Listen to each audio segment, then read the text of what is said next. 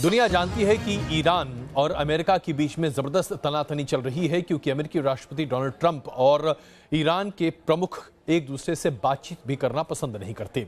इस बीच संयुक्त राष्ट्र महासभा के इस अवसर पर जब ईरान के राष्ट्र प्रमुख मौजूद थे, तो वैसे में ईरान के राष्ट्रपति हसन रूहानी को घेरा 3 राष्ट्र प्रमुखों ने। जी हां, ब्रिटेन के प्रधानमंत्री बोरिस जॉनसन और फ्रेंच राष्ट्रपति इमैनुअल मैक्रोन ने। इन दोनों ने मिलकर रूहानी को इस बात के लिए मनाने की कोशिश की कि अगर रूहानी राष्ट्रपति ट्रंप से बातचीत कर ले न्यूयॉर्क में ही, तो पूरा मसला सुलझ सकता है। आइए आपको दिखाते हैं ये दोनों देश प्रमुख किस तरीके से ईरान के राष्ट्रपति को समझाने की कोशिश कर रहे थे। Without meeting with President Trump, اگر کشورت ترک کنید بدون دیدنتون this is a lost opportunity. واقعا فرصت از دست Because he will not come back in a few months, except if I don't know your project. تا چند ماه دیگه آقای روحانی برنمیگرده بیرون از این. And President Trump will not go to Tehran. البته ترامپ هم You need to be on the side of the swimming pool and jump at the same time. तो देखा आपने किस तरह से बातें आगे निकलती जाती हैं, और राष्ट्र प्रमुख भी आमतौर पर वैसे ही बातचीत या मजाक करते हैं जैसा कि हम करते चले आ रहे हैं। अब आइए आपको दिखाते हैं कि पाकिस्तान एयरलाइंस अक्सर ऐसी उड़ानें भेज रही है जिसमें मुसाफिर नहीं होते हैं। पाकिस्तान में ट्रेन के आगे ट्रैक्टर का इंजन लगा दिया जाता है। कुछ अजब गजब हो रहा है पाकिस्तान में, और ये खबर अपने आप में इसलिए भी रोचक है क्योंकि पाकिस्तान में आजकल ऊट पटांगा कुछ इसी पैमाने पर हो रहा है। बोरियों में भरे 2 क्विंटल मेंढक और पाकिस्तान के टीवी चैनल पर ब्रेकिंग चलती खबर। आप हैरान रह जाएंगे कि पाकिस्तान में मेंढक की तस्करी हो रही है, और ये तस्करी इसलिए हो रही है क्योंकि मेंढकों को नॉनवेज में मिलाकर बेचा जा सकता है। सोचिए आम पाकिस्तानियों की हालत क्या होगी जिन्हें खाने के लिए मेंढक परोसा जाएगा। हालांकि पाकिस्तान की पुलिस ने दावा किया है कि ये मेंढक बायोलॉजी की प्रयोगशाला में जाने वाले थे। आप खुद सोच सकते हैं कि भला किस स्कूल के लैब में 2 क्विंटल मेंढक की जरूरत होती है। अब जरा एक और तस्वीर देख लीजिए। पाकिस्तान में ट्रेन से मिसाइल दागने वाले शेख रशीद का रेल मंत्रालय आजकल इसी स्टाइल में ट्रेन चलाता है। मालगाड़ी के डिब्बे को ट्रैक्टर से धक्का देकर चलाया जा रहा है। तो क्या बात है आपकी तरक्की की। ये देखें शेख रशीद साहब, आपके इंजन कहाँ हैं? आप क्या काम कर रहे हैं? ये ट्रैक्टरों से काम लेंगे अब। शेख रशीद तो क्या जवाब देंगे जब पूरे पाकिस्तान में आजकल यही हो रहा है। जैसे पाकिस्तानी एयरलाइंस में चाहे टिकट बिके न बिके, मुसाफिर बैठे न बैठे, लेकिन पाकिस्तान बिना मुसाफिरों के हवाई जहाज उड़ा रहा है।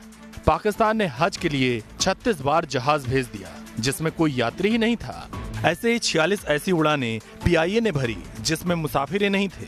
जिस पाकिस्तान में ठप पड़े एयरपोर्ट पर 2 बच्चे एक्सीलेटर्स के बीच स्लाइडिंग का मजा ले रहे हैं, वहां पाकिस्तानियों का 18 करोड़ रुपए खाली विमान उड़ाने में फूक गया। Team news nation. और आइए अब आपको दिखाते हैं कि महाराष्ट्र के पुणे में अचानक हुई बारिश ने कितना हाहाकार मचा दिया है।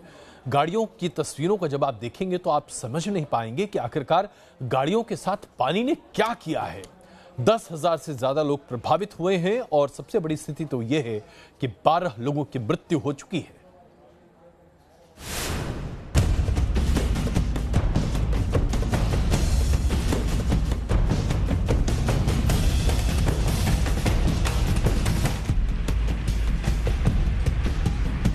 पुणे में आसमान से हुई आफत की बारिश से चारों तरफ कोहराम मच गया। शहर के कई इलाकों में कारों का कब्रिस्तान बन गया। कहीं कार के ऊपर कार खड़ी दिखी तो कहीं कचरे में कार फंस गई। दोपहिया वाहनों की हालत तो ऐसी हो गई जैसे चारों तरफ वाहनों का मलबा बिखरा पड़ा हो। पुणे में रात भर की बारिश ने ऐसी तबाही मचाई कि शहर को पहचानना मुश्किल हो गया। बारिश जब थमी तो पूरे शहर में तबाही के ऐसे निशान नजर आने लगे। दरअसल कटराज कनाल की दीवार गिरने से पुणे में ऐसी तबाही आई कि लोगों को संभलने का मौका तक नहीं मिला। पुणे के सिन्हागाद में बाढ़ की धारा में कई कारें बह गईं। इस कार में सवार शख्स को बचाने के लिए रेस्क्यू ऑपरेशन भी चलाया गया, लेकिन कार का ड्राइवर इस हादसे में बच नहीं पाया। बाद में राहत और बचाव टीम को कार से कार सवार का शव मिला। पुणे में भारी बारिश के बीच लोगों ने इस मासूम को काफी मशक्कत के बाद बचाया। छोटे से टब में मासूम को डालकर किसी तरह से सुरक्षित बाहर निकाला गया। बारिश के चलते लोग भारी दहशत में दिखे। जैसे जैसे सड़क पर पानी बढ़ता गया, वाहनों की रफ्तार रुकती गई। भारी बारिश के कारण शहर के रिहायशी इलाकों की कई सोसाइटीज में कुछ इस तरह पानी भर गया। लोगों की मजबूरी ऐसी हो गई कि लोग अपने घरों से बाहर तक नहीं निकल सके। पुणे के उपनगरीय इलाके काटराज, सतारा रोड, सिंहगढ़ रोड पर बुरा हाल है। बाढ़ प्रभावित इलाकों में राहत और बचाव के लिए एनडीआरएफ की 3 टीमों को तैनात किया गया है। पुणे जिला कलेक्टर ने शहर के पुरनार, बारामती, भोर, हवेली तहसील के सभी स्कूलों और कॉलेजेस को बंद कर दिया है। पुणे में पिछले कई दिनों से लगातार बारिश हो रही है। मौसम विभाग ने इसकी चेतावनी भी दी है, लेकिन ज्यादा बारिश से नहर की दीवार टूट गई और बड़ा हादसा हो गया। Team news nation.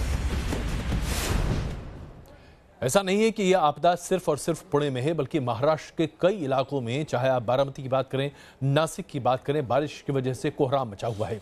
वहीं मध्य प्रदेश और बिहार में बाढ़ ने लोगों का जीना मुहाल कर रखा है।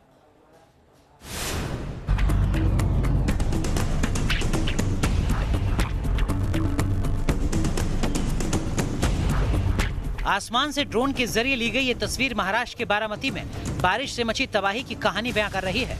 भारी बारिश के बाद बारामती शहर के करीब नजारे बांध से 85,000 क्यूसेक पानी छोड़ा गया है, जिससे मूला नदी उफान पर है। बारामती शहर में बाढ़ की आशंका को देखते हुए प्रशासन को अलर्ट कर दिया गया है। महाराष्ट्र के नासिक में भी गोदावरी नदी ने रौद्र रूप अख्तियार कर लिया है। नासिक में हो रही लगातार बारिश के बाद घाटों पर बने मंदिर सैलाब की चपेट में है।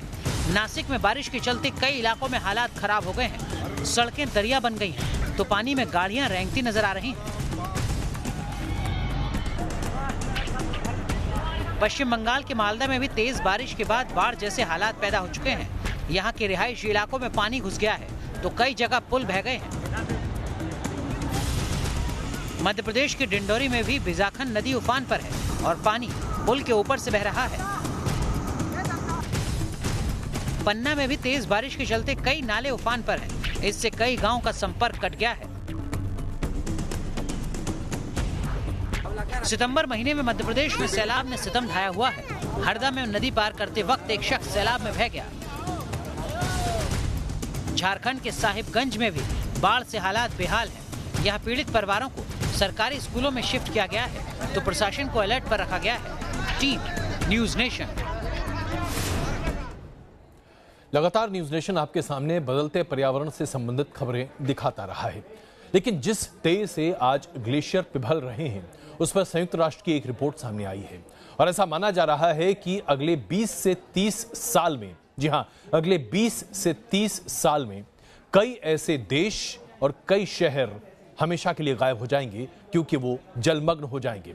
समुद्र का जलस्तर जिस तेजी से बढ़ रहा है, उसके बाद आपको सूरत का नामो निशान नहीं दिखाई देगा। मुंबई आधी से ज्यादा डूब चुकी होगी, कोलकाता का पता नहीं चलेगा, विशाखापत्तनम में जहाज जो है वो मुख्य लैंड तक आते हुए दिखाई देंगे। यानी कि स्थिति बहुत विकट होने जा रही है। ऐसे में लोगों से आग्रह किया जा रहा है कि आप सीमावर्ती क्षेत्रों में, खास करके जहां समुद्री क्षेत्र हैं, वहां पर घर मत खरीदिए।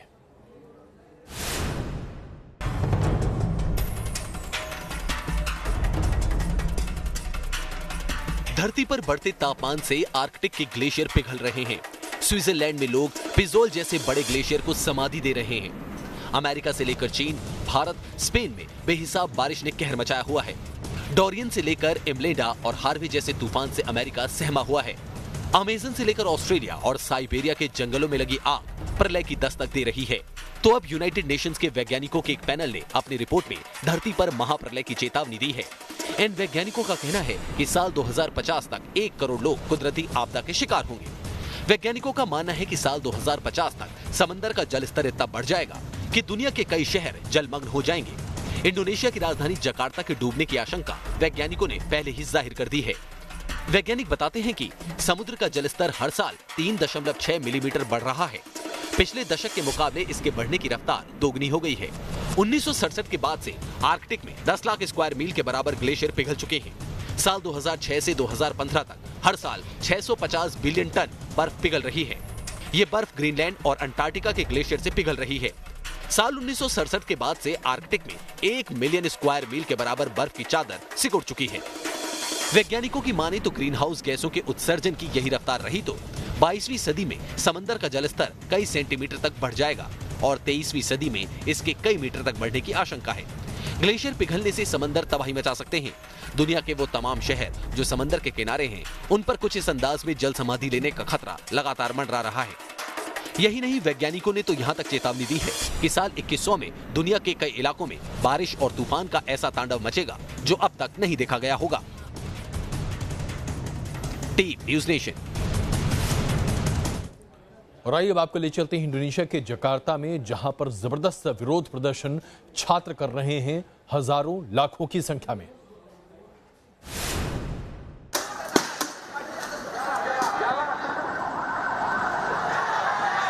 आंसू गैस के गोले छोड़ती इंडोनेशियाई पुलिस। पुलिसिया कार्रवाई से बचने के लिए इधर उधर भागते छात्र। मौका पाकर पुलिस पर पत्थरों से हमला करते छात्र।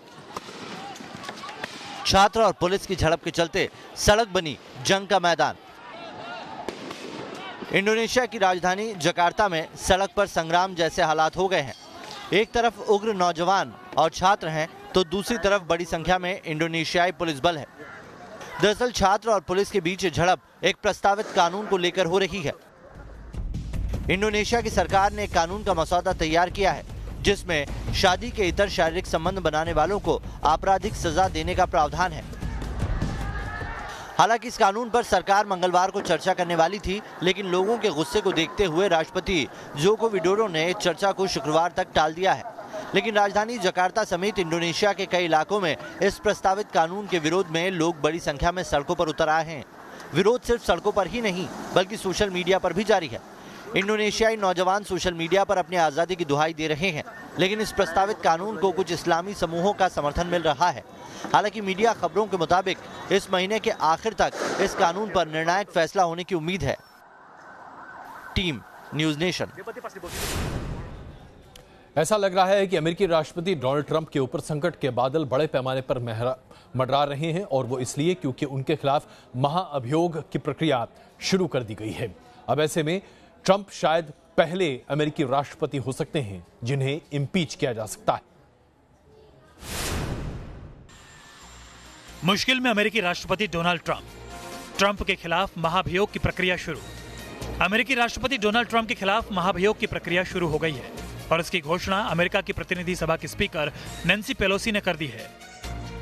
ट्रंप पर आरोप है कि उन्होंने यूक्रेन के राष्ट्रपति व्लादिमीर जेलेंस्की पर दबाव बनाया है कि वो ट्रंप के डेमोक्रेटिक प्रतिद्वंदी जो बाइडेन और उनके बेटे के खिलाफ भ्रष्टाचार की जांच शुरू करें। मीडिया रिपोर्ट्स के मुताबिक पूर्व उपराष्ट्रपति जो बाइडेन साल 2020 में अमेरिका में होने वाले राष्ट्रपति चुनाव में ट्रंप को टक्कर दे सकते हैं। हालांकि डोनाल्ड ट्रंप ने अपने ऊपर लगे आरोपों से साफ इनकार किया है।